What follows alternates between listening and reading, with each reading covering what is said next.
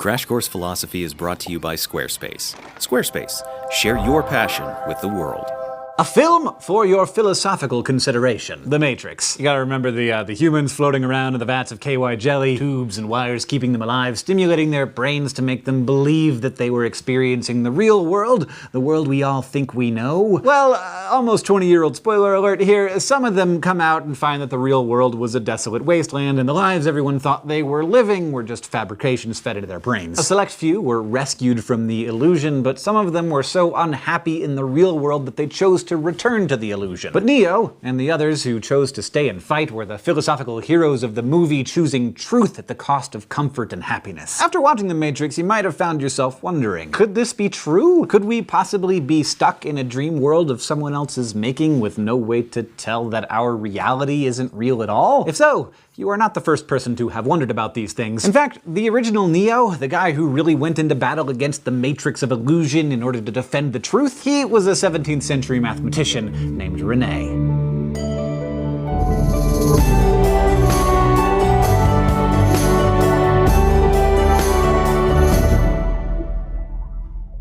Last time we talked about Plato and his belief that the ordinary reality of the material world is only a shadowy approximation of ultimate reality. Socrates, meanwhile, who was widely believed to be the wisest man in Athens, fretted about how little he knew. Philosophers spend a lot of time obsessing about knowledge, wishing they knew more, and worrying that they're wrong about what they think they know. They even, if you remember from the first episode, have a fancy name for the study of knowledge: epistemology. The philosopher who gets the gold star for taking this how do I know what I know paranoia to astonishing levels is the early modern philosopher, scientist, and mathematician René Descartes. When you watch The Matrix, you should congratulate the Wachowskis for giving us such a great sci-fi adventure story. But you should also remember that the archetype of the story actually has its roots all the way back in the writings of Descartes in the early 1600s. For a story like The Matrix to get off the ground, the audience has to be willing to entertain some level of skepticism. And a skeptic is someone who questions whether it's possible to know anything with certainty. And Descartes was the Mac Daddy of all skeptics. He was so skeptical we named a form of skepticism after him, Cartesian skepticism. Why was Descartes so skeptical? Well, he realized that many of the beliefs he used to hold were actually false.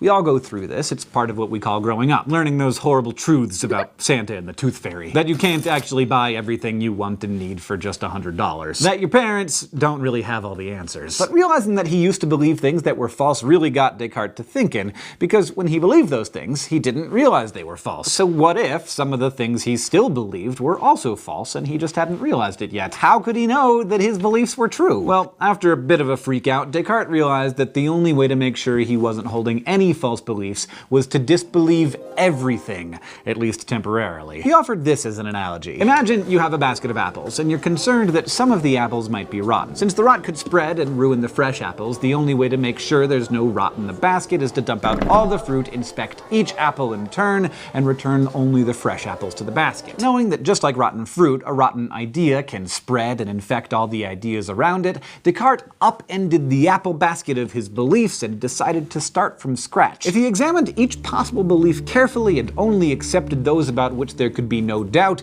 then he'd know he was only believing true things. So Descartes began the arduous task of examining his beliefs one by one. He started with empirical beliefs, things we come to know directly through the use of our senses. And many of us think that our senses are the most reliable source of information. If I can see it and hear it, touch it, taste it, smell it, I must know it, right? Not so much. Descartes pointed out that our senses fail us all the time. You rush to catch up to a friend and realize as she turns around that your eyes played some tricks on you and you've just tapped on the shoulder of a perfect stranger. Food tastes wrong when you're sick. Drink too much and you feel like the room is spinning. Water that's room temperature feels hot when you come inside after playing in the snow. The list goes on. You can probably think of countless times where your senses gave you faulty information. And once you realize that, how can you ever trust your senses again? And for Descartes, disbeliever of everything, it got worse. Have you ever had a dream so vivid you thought you were awake? You've probably had that dream when you were dreaming, or you dreamed that you woke up from a dream, but in fact were still in the dream. Not everyone has had these experiences, but many of us have, and given that we don't always know that we're dreaming while it's happening, how do we know we're not dreaming right now? Maybe you just think you're watching Crash Course, but in fact you're cozied up in bed, dreaming about me. Which, hey, like, Who could blame you? But really, when you think about it, can you be sure that it's not the case? You might be thinking, okay, sure, I probably deceive myself from time to time without knowing I'm doing it, but dreams end, and when I wake up, I realize that what I thought I was experiencing was all in my head. And the same is true for when my senses let me down. Those are just temporary instances isolated to a particular situation. As soon as the situation changes, I can realize that my experience was false. This quality, the ability to check in with yourself and figure out that you're experiencing a deception, describes what Descartes called local doubts. Those are doubts about a particular sense experience or some other occurrence at a particular point in time.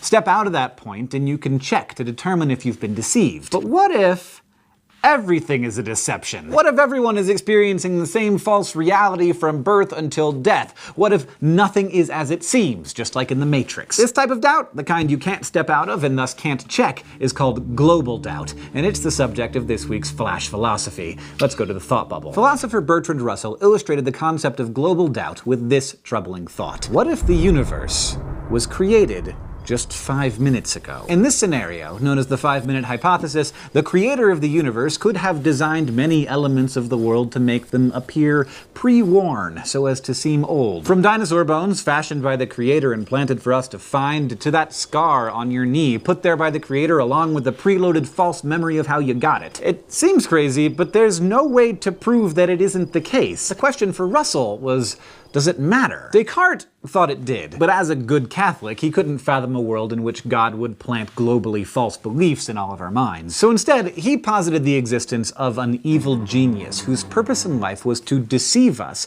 and who was clever enough to do it. Descartes didn't actually think such a being was likely to exist, but he realized there was no way to rule out his existence, and as long as the evil genius was possible, he worried that we were all stuck. Stuck in a radical skepticism in which we really can't trust any of our beliefs. Everything we believe, every sense experience, every thought, they could all have been put in our minds by the evil genius who created an illusory world so seamless we'd have no way of detecting the illusion. Just like the machines created for the characters in the Matrix. Descartes was at the point of despair. But then he realized something. He had cause to doubt everything. Everything except the fact that he was doubting. He knew he was doubting. He could be sure of that. And if he was doubting, then he must exist, at least as a thinking thing. After all, a doubt is a thought, and if there is a thought, there must be a thinker having those thoughts. So Descartes decided that he couldn't know that he had a body. What he believed to be his body could have been part of the evil genius's deception,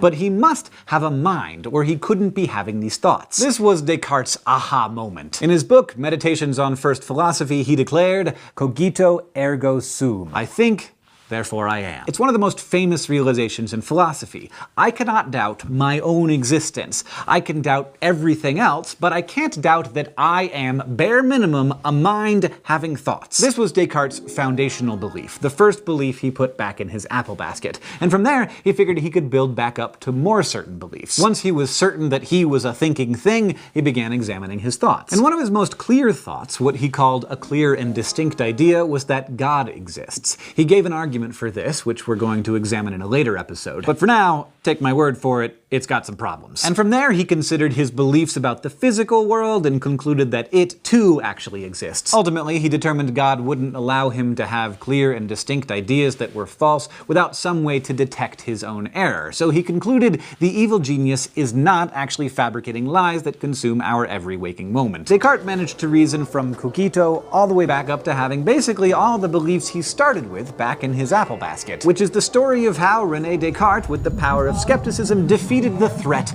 of the evil genius. Much like how Neo ultimately short-circuited the Matrix, though considerably less impressive to watch, I imagine. He found certainty through his discovery of the one belief that he simply couldn't doubt, his own existence as a thinking thing. But there is a lot of debate among philosophers as to whether Descartes actually manages to justifiably believe anything other than that he exists as a thinking thing. And we'll talk more about that next time. This episode of Crash Course Philosophy is made possible by Squarespace. Squarespace is a way to create a website, blog, or online store for you and your ideas. Squarespace features a user-friendly interface, custom templates, and 24/7 customer support. Try Squarespace at squarespace.com/Crash Course for a special offer. Crash Course Philosophy is produced in association with PBS Digital Studios. You can head over to their channel to check out amazing shows like Deep Look, The Good Stuff, and PBS Spacetime. This episode of Crash Course was filmed in the Dr. Cheryl C. Kinney Crash Course studio with the help of all of these amazing people, and our graphics team is Thought Cafe.